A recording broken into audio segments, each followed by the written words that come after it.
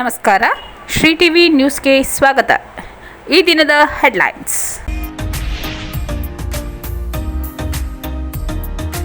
ಮತದಾರರ ಪಟ್ಟಿಯ ವಿಶೇಷ ಸಮಗ್ರ ಪರಿಷ್ಕರಣೆ. ನಗರದಲ್ಲಿ ಟಾರ್ಚ್ ಲೈಟ್ ಮೆರವಣಿಗೆಗೆ ಜಿಲ್ಲಾ ಪಂಚಾಯತ್ ಸಿಇಒ ಮುನಾರೋ ಚಾಲನೆ.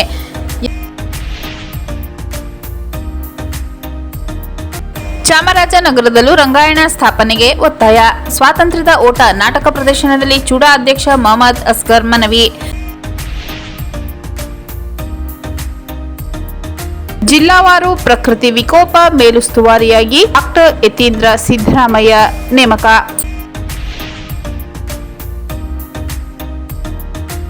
ತಾಲೂಕು ಕಚೇರಿಯಲ್ಲಿ ಸಾರ್ವಜನಿಕರ ಪರದಾಟ. ಹೆಚ್ಚುವರಿ ಲಾಗಿನ್ ಮತ್ತು ಸಿಬ್ಬಂದಿ ನಿಯೋಜನೆಗೆ ಒತ್ತಾಯ.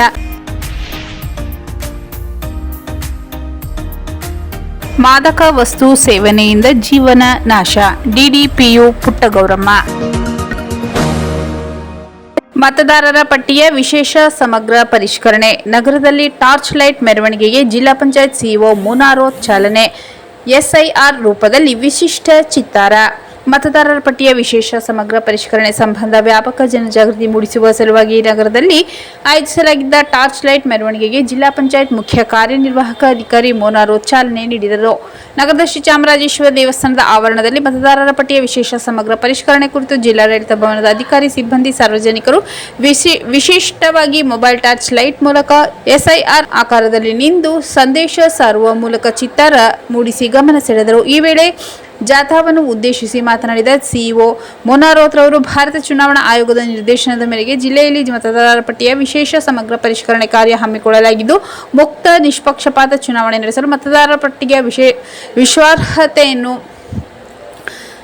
ಕಾಪಾಡಿಕೊಳ್ಳುವುದು ಅವಶ್ಯವಾಗಿರುವ ನಿಟ್ಟಿನಲ್ಲಿ ವ್ಯಾಪಕ ಅರಿವು ಮೂಡಿಸುವ ಟಾರ್ಚ್ ಲೈಟ್ ಮೂಲಕ ವಿಶಿಷ್ಟ ಮೆರವಣಿಗೆ ಆಯೋಜಿಸಲಾಗಿದೆ ಎಂದರು. ಅಕ್ಟೋಬರ್ 1, 2026 ಅರ್ಹತಾ ದಿನಾಂಕವಾಗಿ ಪರಿಗಣಿಸಿ ವಿಶೇಷ ಸಮಗ್ರ ಪರಿಷ್ಕರಣೆ ಕಾರ್ಯ ಕೈಗೊಳ್ಳಲಾಗುತ್ತಿದ್ದು, ಜೂನ್ 30ರಿಂದ ಜೂನ್ 29ರವರೆಗೆ ಬೂತ್ ಮಟ್ಟದ ಅಧಿಕಾರಿಗಳು ಮನೆ ಮನೆಗೆ ಪರಿಶೀಲನೆಗಾಗಿ ಭೇಟಿ ನೀಡಲಿದ್ದಾರೆ.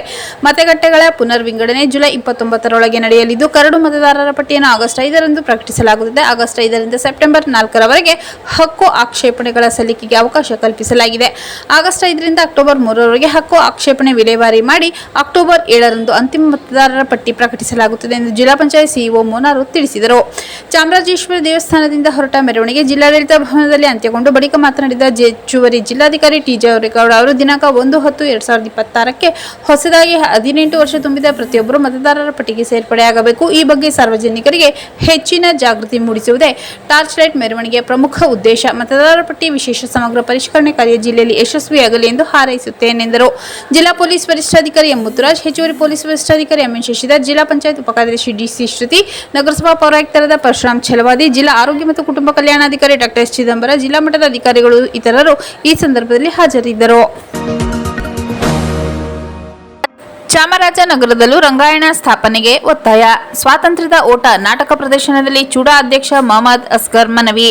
ರಾಜ್ಯದ ವಿವಿಧ ಜಿಲ್ಲೆಗಳಲ್ಲಿ ರಂಗಾಯಣಗಳು ಕಾರ್ಯನಿರ್ವಹಿಸುತ್ತಿರುವಂತೆ ಜನಪದ ಕಲೆಗಳ ತವರೂರಾದ ಚಾಮರಾಜನಗರದಲ್ಲಿಯೂ ರಂಗಾಯಣ ಸ್ಥಾಪಿಸಬೇಕೆಂದು ಚಾಮರಾಜನಗರ ನಗರಾಭಿವೃದ್ಧಿ ಪ್ರಾಧಿಕಾರದ ಅಧ್ಯಕ್ಷರಾದ ಮೊಹಮ್ಮದ್ ಅಸ್ಗರ್ ಮುನ್ನಾ ಒತ್ತಾಯಿಸಿದರು.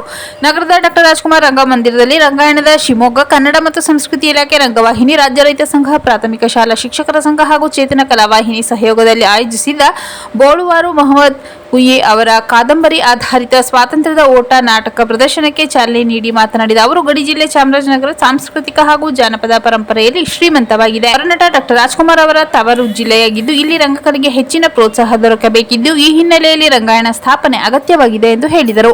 ರಂಗವಾಹಿನಿ ಸಂಸ್ಥೆ ಅಧ್ಯಕ್ಷ ಸಿಎಂ ನರಸಿಂಹಮೂರ್ತಿ ಮಾತನಾಡಿ, ಸ್ವಾತಂತ್ರ್ಯದ ಓಟ ಅತ್ಯುತ್ತಮ ನಾಟಕವಾಗಿದ್ದು, ಚಾಮರಾಜನಗರ ರಂಗಾಸಕ್ತರಿಗೂ ತಲುಪಿಸುವ ಉದ್ದೇಶದಿಂದ ಪ್ರದರ್ಶನ ಆಯೋಜಿಸಲಾಗಿದ್ದು, ಉತ್ತಮ ನಾಟಕ ನೀಡಿದ ಶಿವಮೊಗ್ಗ ರಂಗಾಯಣ ಹಾಗೂ ನಿರ್ದೇಶಕ ನಟರಾಜ್ ಹೊನ್ನವಳ್ಳಿ ಅವರನ್ನು ಅಭಿನಂದಿಸಿದರು.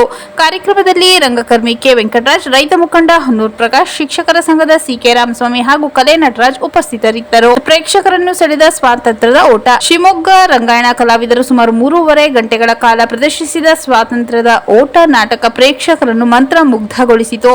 ಭಾರತ ಪಾಕಿಸ್ತಾನ ವಿಭಜನೆ ಹಿನ್ನೆಲೆ ಕಥಾಹಂದರ ಹೊಂದಿರುವ ನಾಟಕದಲ್ಲಿ ಪಾಕಿಸ್ತಾನದ ಲಾಹೋರ್ನಿಂದ 2 ಹೆಣ್ಣು ಮಕ್ಕಳೊಂದಿಗೆ ಭಾರತಕ್ಕೆ ಬರುವ ಚಾನ್ನಲ್ಲಿ ಎದುರಿಸುವ ಸಂಕಷ್ಟ ಸಂಕಷ್ಟ ಹಾಗೂ ಮುತ್ತಪ್ಪಾಡಿ ಗ್ರಾಮದಲ್ಲಿ ಬದುಕು ಕಟ್ಟಿಕೊಳ್ಳುವ ಹೋರಾಟ ಚಿತ್ರಿಸಲಾಗಿದೆ. ಲಾಹೋರ್ನಿಂದ ಆರಂಭವಾಗಿ ಮುತ್ತಪ್ಪಾಡಿ ಮೂಲಕ ವಾಘಾ ಗಡಿಯವರೆಗೆ ಸಾಗುವ ಕಥನದಲ್ಲಿ ಕೋಮು ದ್ವೇಷಕ್ಕೆ ಅವಕಾಶ ನೀಡದೆ ಸಮಾನತೆ, ಬಹುತ್ವ, ಭಾರತ ಆಶಯವನ್ನು ಪರಿಣಾಮಕಾರಿಯಾಗಿ ಬಿಂಬಿಸಲಾಗಿದ್ದು, ಕಬೀರರ ದೋಹೆ, ಸಂಗೀತ, ವಸ್ತ್ರ ವಿನ್ಯಾಸ ಹಾಗೂ ಬೆಳಕಿನ ವಿನ್ಯಾಸ ನಾಟಕದ ಪ್ರಮುಖ ಆಕರ್ಷಣೆಯಾಗಿದ್ದು ಪ್ರೇಕ್ಷಕರಲ್ಲಿ ಭಾವಪರವಶತೆಯನ್ನು ಮೂಡಿಸಿತು.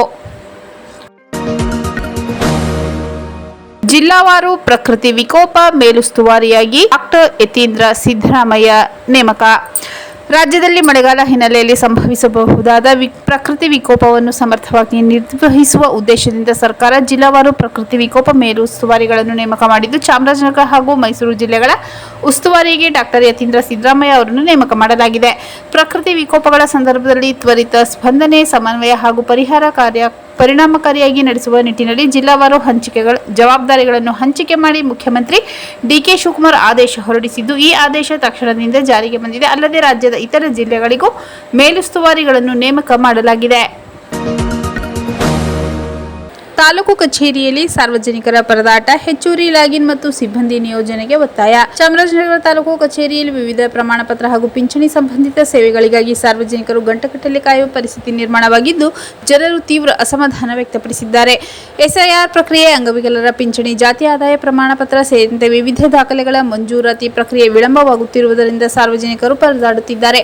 ದಾಖಲೆಯನ್ನು ಸ್ಕ್ಯಾನ್ ಮಾಡಿ ಆನ್ಲೈನ್ನಲ್ಲಿ ಅಪ್ಲೋಡ್ ಮಾಡುವುದು ಹಾಗೂ ಶುಲ್ಕವನ್ನು ಕಡ್ಡಾಯವಾಗಿ ಆನ್ಲೈನ್ ಮೂಲಕವೇ ಪಾವತಿಸಬೇಕಾಗಿರುವುದರಿಂದ ಕೆಲಸ ನಿಧಾನಗತಿಯಲ್ಲಿ ಸಾಗುತ್ತಿದೆ ಎಂದು ತಿಳಿದುಬಂದಿದೆ. ತಾಲೂಕು ಕಚೇರಿ ಸಿಬ್ಬಂದಿ ವಿಚಾರಿಸಿದಾಗ ಪ್ರಸ್ತುತ ಒಂದೇ ಲಾಗಿನ್ ವ್ಯವಸ್ಥೆ ಮೂಲಕ ದಾಖಲೆಗಳ ಅಪ್ಲೋಡ್ ಪ್ರಕ್ರಿಯೆ ನಡೆಸಲಾಗುತ್ತಿದೆ. ಇದರಿಂದ ಅರ್ಜಿದಾರರ ಸಂಖ್ಯೆ ಹೆಚ್ಚಿರುವ ಸಂದರ್ಭದಲ್ಲಿ ಕೆಲಸದ ಒತ್ತಡ ಹೆಚ್ಚಾಗಿ ಸಾರ್ವಜನಿಕರು ದೀರ್ಘ ಸಮಯ ಕಾಯಬೇಕಾದ ಅನಿವಾರ್ಯತೆ ಎದುರಿಸುತ್ತಿದ್ದಾರೆ ಎಂದು ತಿಳಿಸಿದ್ದಾರೆ.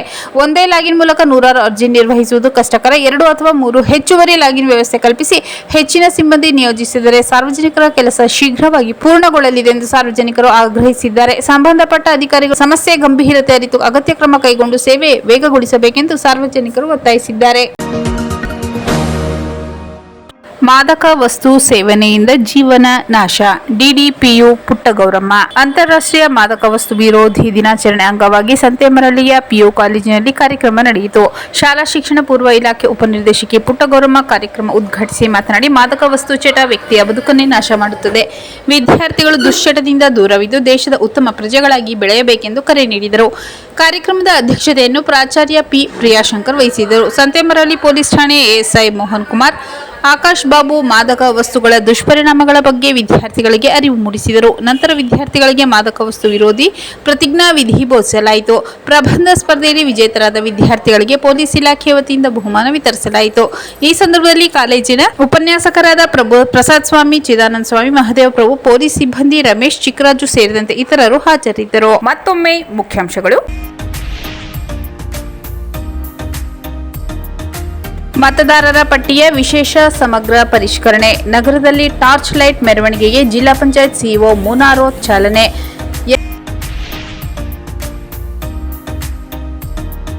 ಚಾಮರಾಜನಗರದಲ್ಲೂ ರಂಗಾಯಣ ಸ್ಥಾಪನೆಗೆ ಒತ್ತಾಯ. ಸ್ವಾತಂತ್ರ್ಯದ ಓಟ ನಾಟಕ ಪ್ರದರ್ಶನದಲ್ಲಿ ಚೂಡಾ ಅಧ್ಯಕ್ಷ ಮೊಹಮ್ಮದ್ ಅಸ್ಗರ್ ಮನವಿ. ಜಿಲ್ಲಾವಾರು ಪ್ರಕೃತಿ ವಿಕೋಪ ಮೇಲುಸ್ತುವಾರಿಯಾಗಿ ಡಾಕ್ಟರ್ ಯತೀಂದ್ರ ಸಿದ್ದರಾಮಯ್ಯ ನೇಮಕ.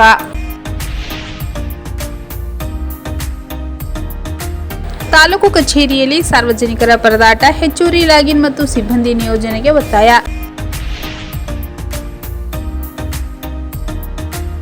ಮಾದಕ ವಸ್ತು ಸೇವನೆಯಿಂದ ಜೀವನ ನಾಶ. ಡಿಡಿಪಿಯು ಪುಟ್ಟಗೌರಮ್ಮ.